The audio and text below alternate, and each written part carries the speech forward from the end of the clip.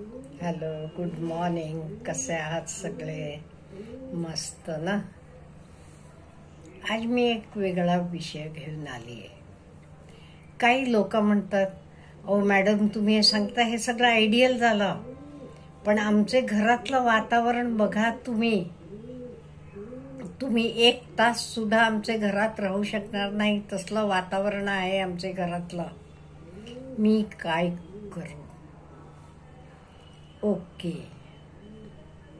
असते कोणाकोणाचे घरी असं, पण आपण तर सुधारायचे प्रयत्न करायला पाहिजे.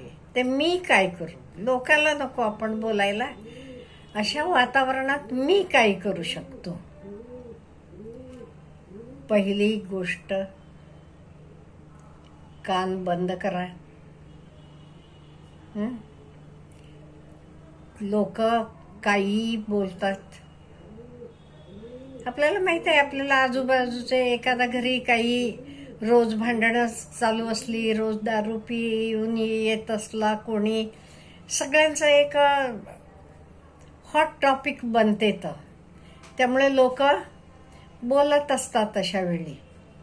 आणि हे व्यसनामुळे त्यांचे घरात काय होते, पैसा पण राहत नाहीये, बरेच प्रॉब्लेम होतात. त्यामुळे आणि तुम्ही वीक असाल की लोक तुम्हाला हवं तसं बोलतात. हो, तुमची परिस्थिती सुधारली का नाही, कोणालाही बोलायची हिम्मत नसते, लक्षात ठेवा. त्यामुळे मी ही परिस्थिती बदलणार आहे आणि बदलायला काय करायचं आहे तर मी करणार आहे असं ठरवा. त्यामुळे लोक काही बोलली तरी कोणालाही उत्तर द्यायला जाऊ नका. तुमचे वकिलीपणाचे आर्ग्युमेंट्स करू नका. तुमचे कान बंद ठेवा किंवा एका कानानं ऐका आणि दुसरे कानानं सोडून द्या. देवानं एवढ्यासाठीच आपल्याला 2 कान दिलेत. काही वाईट ऐकलं की एका कानानं ऐकायचं, दुसरे कानानं नको असलेलं सोडून द्यायचं. हे झाल्या सोडून द्यायच्या गोष्टी. मग फोकस कशावर करायचा? आपले कामावर फोकस करा. जे तुम्ही काम करता त्याच्यावर फोकस करा. ते स्ट्रॉंग बनायचं ठरवा. हा प्रश्न एका विद्यार्थ्याचा आहे, म्हणून मी सांगते, आता तुमचं काम काय आहे? अभ्यास करायचा. त्यामुळे तुमचं कम्प्लीट कॉन्सन्ट्रेशन, कम्प्लीट फोकस अभ्यासावर करा. आणि आपली दिनचर्या रोजची व्यवस्थित ठेवा. तेच बिझी राहावा. सकाळी उठलं की काय काय करायचं, तुमचं मेडिटेशन, व्यायाम, अभ्यास, नंतर तुमचं कॉलेज, क्लास काय आहे तर दिवसभराचं तुमचं टाइम टेबल फिक्स करा.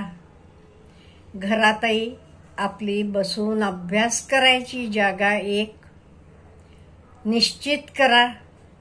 स्वतःची रूम असली की वेल अँड गुड.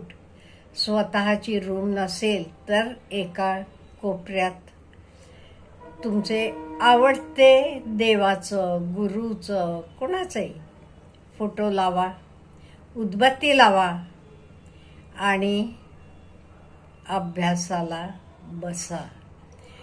एवढंही नसलं, एक कॉर्नर सुद्धा तुम्हाला स्वतःचा असा शांतपणे अभ्यास करायला मिळत नसला तर बागेत जावा. बागेत बसून अभ्यास करा. लायब्ररीत जावा. लायब्ररीत बसून अभ्यास करा. आणि एक लक्षात ठेवा, मी एकदम ओके आहे. मी माझं काम मन लावून करत आहे. मी माझं फ्युचर, माझं भविष्य बदलणार आहे. हे स्वतःला अगदी स्ट्रॉंगली सांगा. कित्येक वेळा काय होते, कोणी कुटुंबात दारू पिते, भांडते, बायकांना मारतात. हां, तुम्हाला वाटत असेल हे काही नॉर्मल आहे. नाहीये, हे नॉर्मल नाहीये, हे कम्प्लिटली चुकीचं आहे. आणि हे बघितलं तरी तुम्ही ठरवायचं, ओके मी असं बनणार नाही. म्हणजे मला काय म्हणायचं आहे, काय बरोबर आहे आणि काय चूक आहे हे तुम्हाला विचार करायला यायला पाहिजे. ओके, तुमचं काही चालत नाही घरात, तुमचं कोणी ऐकत नाही, ठीक आहे, एटलिस्ट मी तरी मोठा झाल्यावर असं वागणार नाही हे निश्चय करा. नुकसान बघा.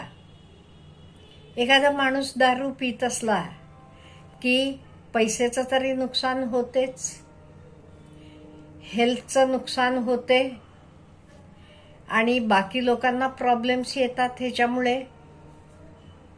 हे सगळं जरा जाणून घ्यायला पाहिजे हो.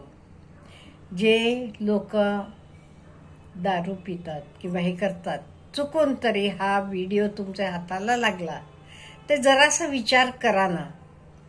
ते दारूला घालायचे पैसेचं, घरात बायको आजारी आहे तिच्यासाठी औषध आणावं, मुलांना खायला आणावं, चांगली फळं आणावी, नारळ पाणी आणावं आणि काही चांगल्या गोष्टी आणाव्या, त्यांना चांगलं शिक्षण द्यावं.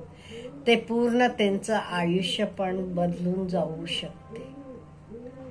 हे लक्षात ठेवा. हे झालं दुसऱ्याचं. तुमचं स्वतःचं काय होते? दारू पिऊन पिऊन काय होणार?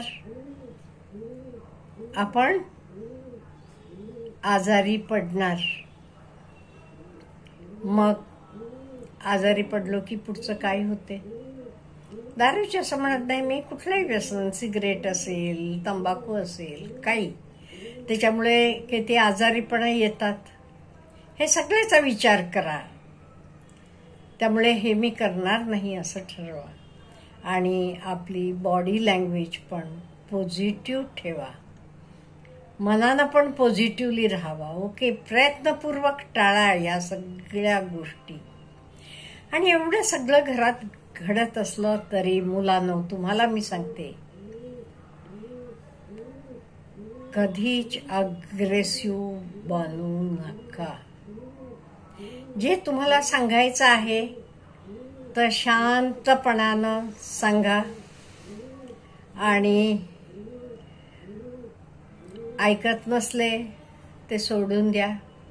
तुमचे प्रयत्न तुम्ही करत राहावा आणि never involve yourself in gossip और फाईट्स एक्सेट्रा.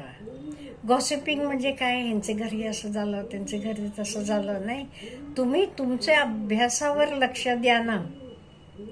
कोण काय बोललं, कोण काय म्हटलं, कशाला लक्ष देता? आपल्या कामावर आपण कॉन्सन्ट्रेट करूया. आपल्या कामावर आपण कॉन्सन्ट्रेट केलं की काय होते? आपलं काम उत्तम बनत जाते. मग आजचेपेक्षा मी उद्या चांगलं बनतो. Day by day, in every way, I am getting better and better. हे लक्षात ठेवा. जे काम मी आज करतो तर आजचेपेक्षा उद्या उत्तम करणार आहे, उद्यापेक्षा परवा उत्तम करणार आहे.